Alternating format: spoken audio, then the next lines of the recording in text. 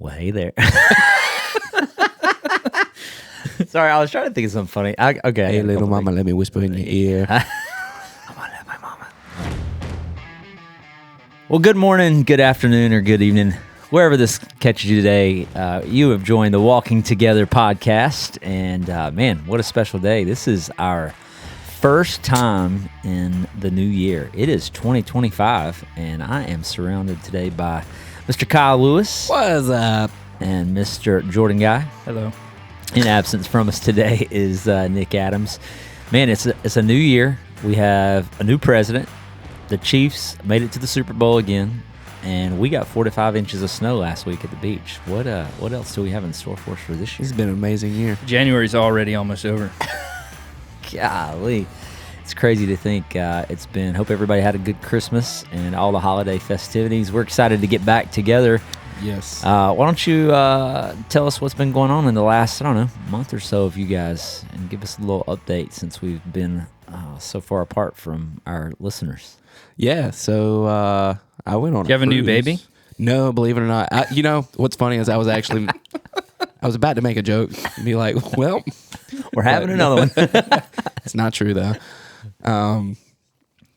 But no, we actually did go on a cruise. My first cruise ever. Went down to, left out of Miami, went down to Jamaica and Grand Cayman, and then came back to 20-degree weather. That's always hard, isn't it? That was terrible. What did you eat the most of on the cruise? I had 10 burgers. You ate 10? How many days were you on? Like in one sitting? No. Throughout the week. Okay. No. I was going to say, because that would be a little excessive. No, honestly, man, so Today our topic is gluttony. No, so Is y'all 10 know burgers too much? Ask Kobayashi. No, I mean, How so many y'all know burgers I've is been, too many burgers? So I've been on a diet lifestyle change. Did you start today? Whatever. Did you start back today? No, I mean I started back last week. Oh. Yeah, I've just been joking. I thought you ruined it last week. And you're like, No, I'm sorry, no. on Monday. No. Okay. I mean I've been dieting, but we did take a break from Thanksgiving up through the cruise because we was like, and the dude. week after the cruise. yeah, Yeah, and I Yeah. saw him eating some stuff out of the fridge. oh the week yeah. he got I back. mean I had a cookie for breakfast that morning. You brought a Bojangles box to Wednesday night. I did. Yeah. So yeah. I'm pretty sure It was- Bojangles it does was not one fit week any after. diet plan that is No. in existence. But I will say this though, I was very proud of myself. I have done decently. Between Thanksgiving all the way through the cruise, I only gained 5 pounds. So 10 burgers, that's pretty good. yeah, That's like a half a pound a burger. yeah, not bad. Not bad. But I will say this though, the cruise food did surprise me. I probably had the best orange chicken I've ever had in my life on the cruise. I love Yeah? orange chicken. It was delicious. Was it like Chinese style orange chicken? Oh yeah. Yeah. But I mean, it was Probably because it was real chicken, maybe. yeah, but it was the best I've ever had. It's hard to catch cats out in the water. Well, I tell you, so Yeah, they don't like the water. So. funny story. When we came back into RDU, there was 2 guys carrying boxes that had a cat's face on it. Yeah, it was As though they two brought a Asian cat. guys carrying cat boxes off the. Off the boat? Well, no, out of the baggage carousel. Oh, like they brought a cat with them? Yeah, boxes of cats. Boxes, multiple boxes. Yeah, Oh. I was like, You that's could carry a cat in a box. you can. I guess you can put them under the plane too. I don't know. When they're can not check- alive, you can- it doesn't matter. You can check your cats into check. I've check always baggage. wondered how that works, because you got to have the pressure cabin pressurization, or you get hypoxia, right? Yeah, yeah. On the airplane. Yep. That doesn't apply to cats and dogs. Apparently on the not. airplane. Okay. Well, like Jordan said, I mean, if they're alive. Yeah. How about you, Jordan? What's been going on with you? Well, the snow was super fun. I didn't know that I could get so sore just from playing. Playing in the snow. Yeah, playing like real time playing like you used to when you were a kid is different at 41 years old. A lot of things happen when you. Dude, I was so sore. Like, so we played. Let's see, Wednesday was all day playing. Thursday was all day playing. Wednesday night I could barely move, dude. It was crazy. Like, I felt like one of those, like, you have an old dog that ends up playing with a bunch of puppies, and they get that extra energy, and the old dog runs around. yeah. But then later that evening, they're laying around like he's hurting. Yeah. That's how I felt. I felt like that old dog because I was hanging out with like a bunch of like my own kids, but then like the surfer skater groms. We were all at the skate park and we made this like down ramp and you helped, Jared. Yeah. We made the down ramp and then the little like launch ramp and landing pad and dude, it was wild. There's videos. There's videos online. It was so much fun. The snow was weird because it's like it wouldn't. You couldn't make snowballs for the first couple of days, and it was hard to like pack. But once that's how our snows are a lot, and I don't know if it has something to do with like the salt in the air mixing with it or what it is, but did you see the videos where people were trying to light the snow on fire? The chemtrails. And dude, it's so ridiculous. It's so ridiculous how it never fails. Everything that happens now, it's conspiracy theory. Like just the freaking snow, man. Like all of a sudden we're trying to prove that the snow is not real and that it's man-made snow. I will somehow say it looked too much like snowflakes falling. It did. Looked real. But so that was super fun. The holidays was good. I'm just excited to go into a new year, and there's a lot of exciting things that are in the plans for this year that I'm looking forward to. Yeah. Same. I would just echo those things. I didn't go on a cruise, hadn't taken a vacation, but played way too hard with my kids. At 5 and 13, they just their energy doesn't end, and I'm like, man, I need a nap midday about every day, building snowmen and trying to make little ramps and all the things. We dog sat for some folks here in the church, so I was on the beach, was kind of nice. But the dog was that's like the most obedient dog. He knew exactly. You tell him to sit, shake, lay down. I mean, I never barked one time the whole time. It's the first time that's like ever happened. So it was kind of weird, but our kids really enjoyed it, and I'm excited for 2025 as well. Excited to kick this podcast, kick it back off again. Yeah, man. And so we're talking about what we wanted to do this year. As a church, we're going through the book of Romans. We just started, so will it be a year and a half, 2 years? What's your bet? How long do you think it'll take? I'm going to bet 2 years, 2 solid years. 104 weeks.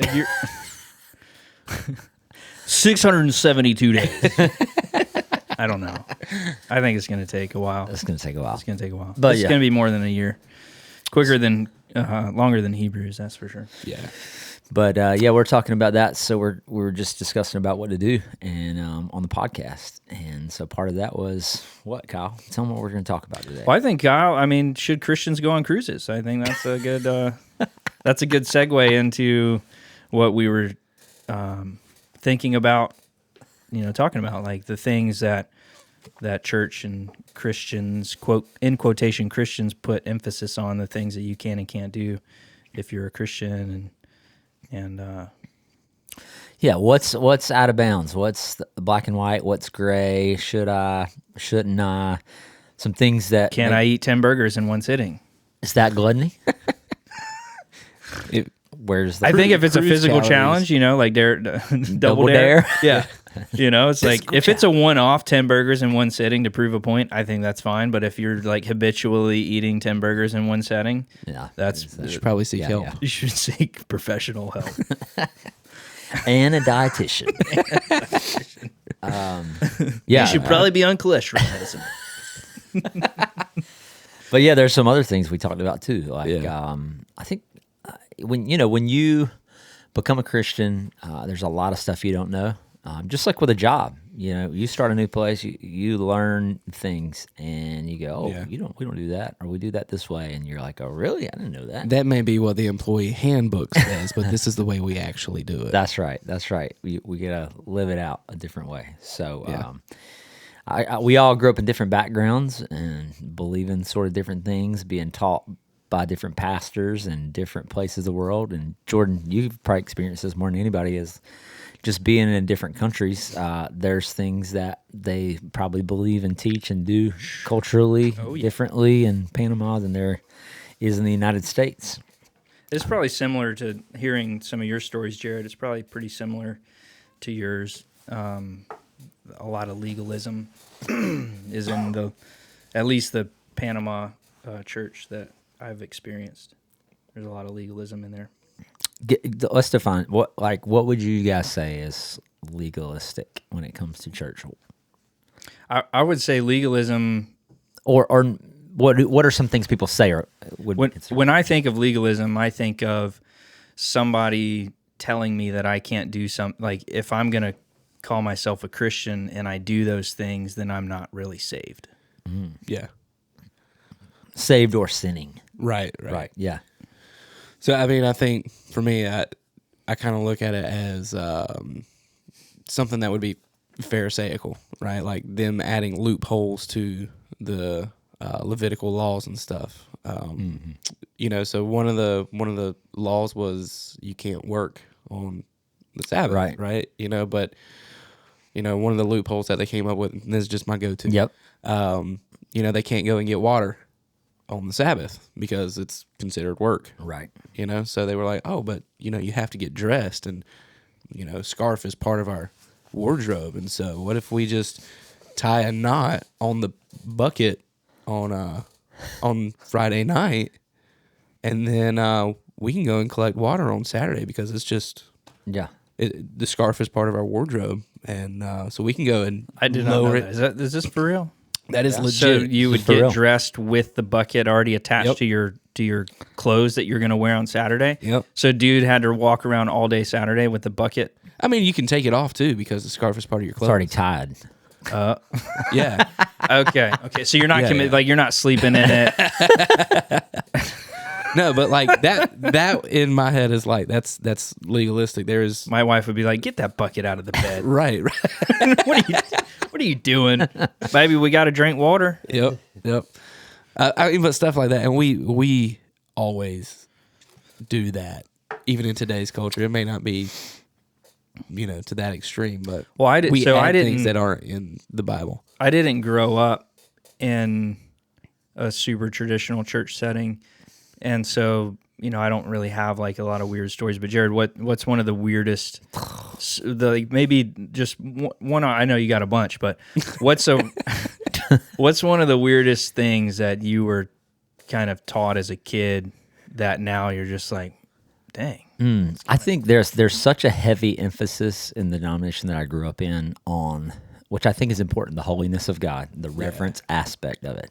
But where does that extend to? So let's take, for example, if we looked at the temple and let's say you look at the inner, you take the outer court, you go outside, like at what point does it extend to where I can do certain things in it versus out of it? So I remember this story after church, my parents, they were in the band, right? And so they always had band practice, and we had like, you know, half a dozen kids. So like, what do you do while your parents are having band practice? Like, what do kids do? They play, right? So we're outside playing playing hide and go seek outside, you know, and we had these really long hallways at our church we went to. And I remember running in the hallways because we were playing hide and seek. Now we weren't even inside the sanctuary, and you know, and it's kind of like one of those almost multi-purpose spaces. And one of our deacons coming out as I'm like running down the hall, and he yells at me. He's like, "Jared, come here!" And I was like, "What?"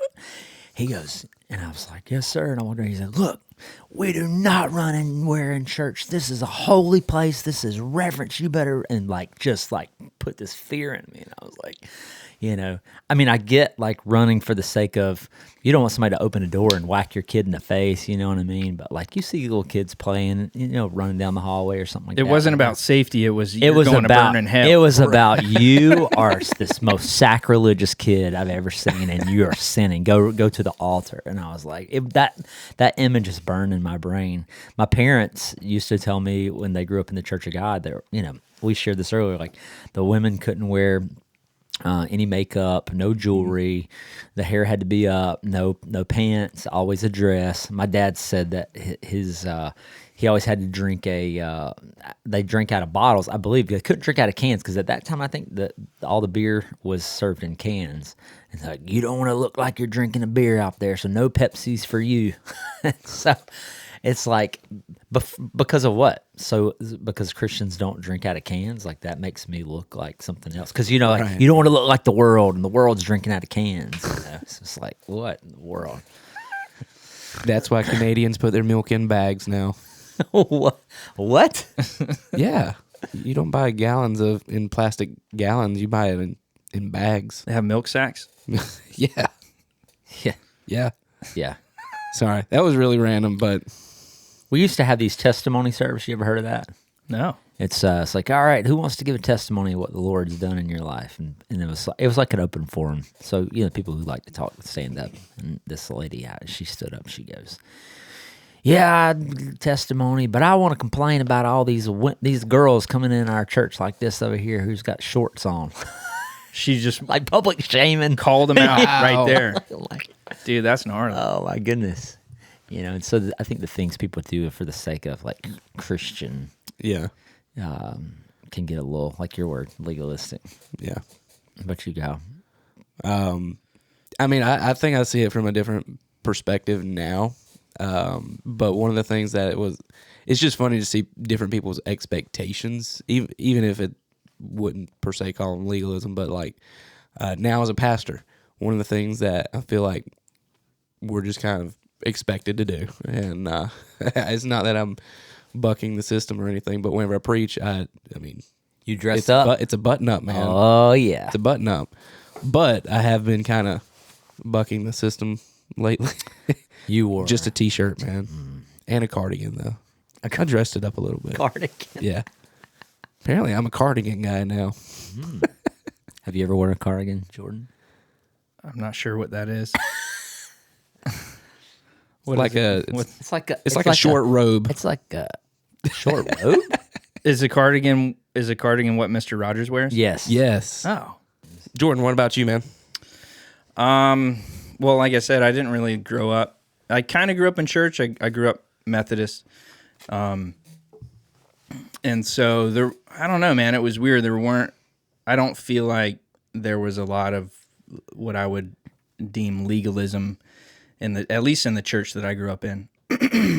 Definitely not these days. Right.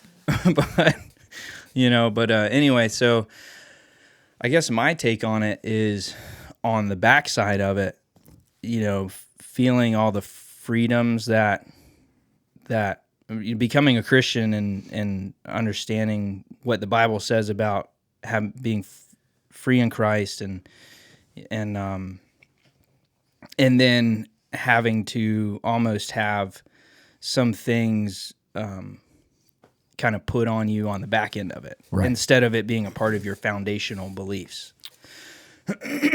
But some of the most interesting things is that because I was doing a lot of the things that would be super legalistic in the church, and then really without the church imposing those things on me, God refined all those things out of me. But so then I would go into a situation where I had never even been exposed to that kind of thing. And, you said I was in Panama, Jared. And so I lived in Panama, and one time we had a missions team come, and the pastor lady was telling me, she said, well, is anybody going to share from the church on Sunday? Because, normally we would share, and we'd have somebody share. And I said, yeah, well, we can if we want. She said, okay, well, whoever it is, just make sure that they're wearing long pants and closed-toed shoes. And I'm like, really? Well, why does that matter? She said, well, if they don't, they'll defile the space. Like, that was almost like the literal translation of what she was saying. So you can't defile, like, if somebody went up there with sandals or barefoot and shorts, they think that where the pulpit is the altar. Right. And if you go into that space unholy, quote unquote unholy, then the space gets defiled. And I was just like, wow, like I'd never even been exposed to something like that. And so for me, I was like, are you kidding me? Like, that's a thing? Like, you're genuine. And then she was like really concerned about it. And if it was anywhere else, and if it was in a context of us, like, I'd be like, dude, you're kidding me. Like, you're just trying to be a silly Sally. Right. Had she read Exodus? I don't know, dude. It was crazy. I got into a conversation about the clothing thing with some of those folks at church, and in Panama, and we get on the topic of clothing and all these kinds of things, and man, it was very interesting to go into that setting on the backside of it instead of growing up in it, and then really like it forced me to do my own research, to read the Bible and to pray about it and ask God, okay, well, God, are you really concerned about these kinds of things? Because if you are, like if I'm going to claim that Jesus is my Lord and Savior, if He really does care about those things, then I should humble myself. And even though I currently don't want to do those things, or I want to do these things that people are telling me not to do, then like I should humble myself and be like, okay, God, it's your will, not my will, right? Right. So, that's my take on it. But I guess because I didn't grow up in it, I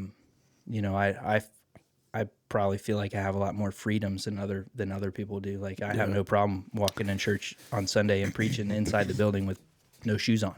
Yeah. And I get a lot of stink eye from some people, but that's just Like who? I'm just kidding. Tell us. I'll point them all out. So, dress is obviously one. Yeah. I think food can be. Yeah. Drink. Yep. Just how you act, things you say, don't say, things you watch, don't watch. There's a lot of things that are emphasized. Extracurricular activities. Yeah. Or even places that you would go or visit. Yeah. Like a cruise ship. So yeah, we're gonna cover and deep dive into some of these things to see how God sees and views that. And one of the things that comes to mind for me was in Acts chapter 18 is when you there's a lot. I don't know if everybody's story is different, but when you feel God's tugging at your spirit, and when you respond and you put your faith and trust in Him, there's a lot. You don't know nothing except it's like the blind man. All I know is I was blind and now I see. And then it starts this journey, right? And you learn things along the way. It's like, oh, no, we don't believe that, or we don't do that, or we don't say that. And so everybody puts their little emphasis on things. But in Acts chapter 18, there's a story about Apollos and Priscilla and Aquila. And it says, I've used this reference many times, but in verse 24 it says, meanwhile, a Jew named Apollos, a native of Alexandria, came to Ephesus. He was a learned man through knowledge of the Scriptures. He had been instructed in the way of the Lord and spoke with great fervor and taught about Jesus accurately, though he only knew the baptism of John. So he had limited amount of teaching and things he understood. And it says, he began to speak boldly in the synagogue, but when Priscilla and Aquila heard him, they invited him home and explained to him the way of God more adequately. Yeah. Like there was things he didn't know or things that he was saying, and they were like, okay, that's good. Yep. But let me just teach. And I feel like people do that in the church world a lot of times, where it's like, okay, well, all right, there you do know, but let me learn you on some of these things that you do and don't do, or what you're supposed to do. So, anyway, I thought you were going to jump in. No. Well, do you think that was a condemning of Priscilla and Aquila on that, or no? No, I don't think it was a condemning thing. I think that they were the ones that had more knowledge about it. Yeah. Yeah, I mean, because I think that's where a lot of the legalism comes in, is just not knowing, and so you try to do what may seem godlier. Sure. But just not having the knowledge about it. I think that's where some of it can come from anyway. Well, and that's a lot of how denominations are formed. Right? Yeah. It's got, no, we don't believe that. We're starting our own thing. Right. You don't do that. Well, we want to do that. Yeah. So the emphasis on, gifts of the Spirit, or how you take communion. Yeah. Real wine versus not. I mean, there's a lot of things that have formed different sects. Instruments, no instruments. That's true. Yep. Church of Christ. So anyway, Yeah. It'll be fun. I think it'll be a good topic I think so too. to talk through. Additionally, I'll be on location trying to find the best cruise ship for Christians. It's the one Phil Wickham and Brandon Lake are doing the work. Yeah. The worship tour. We'll be reviewing that one. Christian cruise. Soon. Yeah. So one piece bathing suits only. No, full body. The pools full are body. closed. Yeah. Full body. Also, the ballroom is as well. The No ballrooms dancing. are closed. No dancing. That's right. Dang. So definitely no bingo, huh? No, absolutely not. Should Christian play bingo? That's I had to sign a form when I got my temporary residency as a missionary in Panama. I got covering from the Foursquare Church, La Iglesia Cuadrangular. And I had to sign a thing saying I wouldn't go dancing, I wouldn't play bingo. Like, there was a bunch of things that I had to like sign and put a check mark. I will not do this, and that. And Lindsay and I were like kind of laughing, and we knew which boxes we had to check. You know, obviously all of them were no, I'm not going to do these, because they were, you know, and Like you know, Footloose. drinking alcohol. Yeah, it was crazy, and you know, so we got to be missionaries because we committed to not playing bingo. Well, I don't play bingo anyway, but I just thought it was funny that it was specifically bingo. It wasn't It wasn't poker. gambling. It wasn't it just wasn't blanket gambling. It was you will not play bingo. Specifically bingo. Yeah, Slot machine's okay. Could you sing the song? I don't know, dude. It was wild, but Did you play bingo while you were there? no. I think the only time I've ever played bingo, I think, is here at the gathering. Did you win?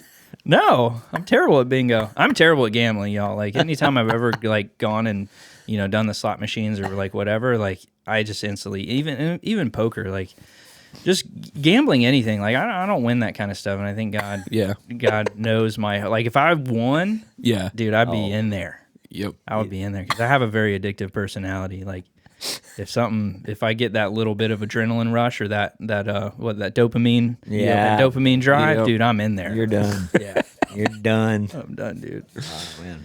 Oh, man. But I'm excited about it. So, should we have other people kind of submit their I think kind of we weird should. things? Yeah. to What do? stories? Maybe not even weird. Oh, yeah, that'd be good. But even stories or questions. You know, maybe you grew up in a church that did something, and you maybe still are at conflict on what is and what is not acceptable. Yeah. I think those could be fun to cover. For sure. For sure. Can Christians play bingo? Yeah. That's the topic.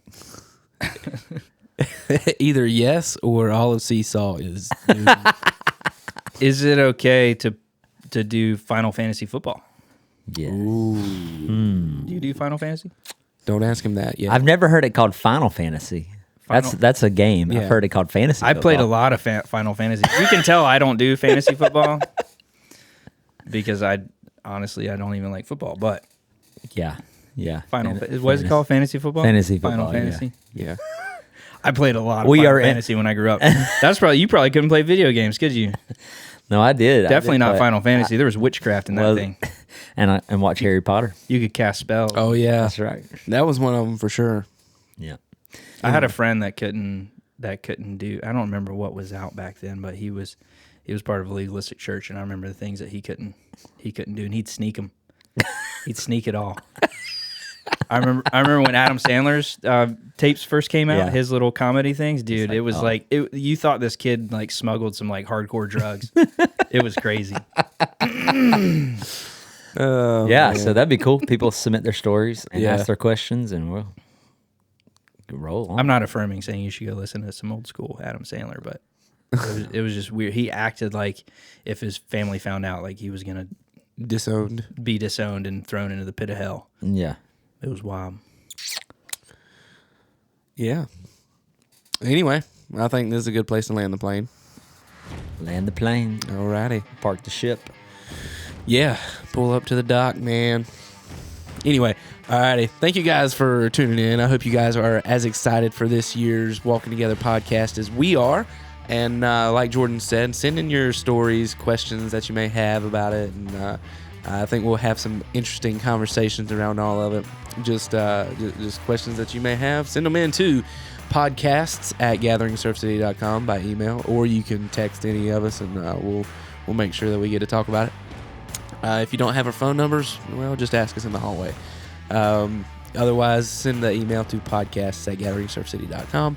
If you want to see any of the other podcasts that The Gathering produces, like Sea Sisters or Gathering in the Word, and I think there's one more, but I can't think of it right now. So I apologize. But you can visit gatheringsurfcity.com/podcasts and find all of those and links to all the previous episodes. Anyway, I think that is all for today. Thank you guys again for tuning in, and we will talk at you next time. Later, y'all.